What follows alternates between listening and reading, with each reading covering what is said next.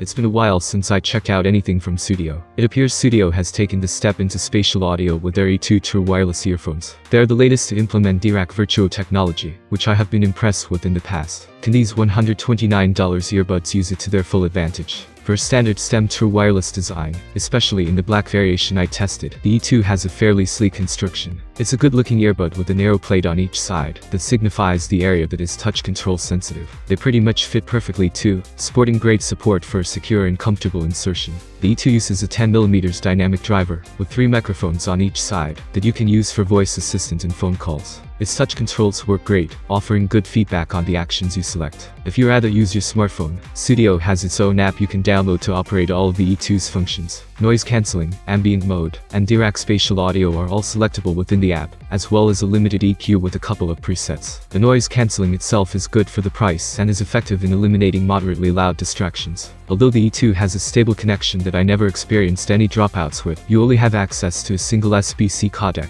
which is a little disappointing. With the E2, spatial audio is going to be the Soundstage'S biggest factor. In its natural state, this true wireless falls into some of the habits these types of earphones tend to have, such as having a congealed stage with not much separation or layering to really be impressed by. You don't get much stereo width from it, or considerable depth, but with Dirac Virtuo turned on in the app, it begins to see improvement. The imaging feels more like it is coming at you than originating inside your head, mimicking traditional stereo speaker setups. It gains more depth and articulates panning a lot more clearly. Dimensional space is somewhat obtained with the E2 using spatial audio, but its artificial appearance in the sound signature keeps it from feeling more immersive. Most of the meat on the E2 happens within its bass response. It's a chunky timbre full of thick and boomy low-end tones. You can feel it through every asset of the sound signature, resulting in some significant bleed that can cloud some of the clarity in some regions. You might not be listening to the E2 for the clearest detail, but if you're looking for a fun and simple bass that puts some energy into the sound, then the E2 will deliver that. Whatever mid-range elements exist in this profile are heavily relegated to the background of the frequency response. You can add some of it back with EQ, making vocals a bit clear, but the timbre of those frequencies isn't granted the greatest resolution.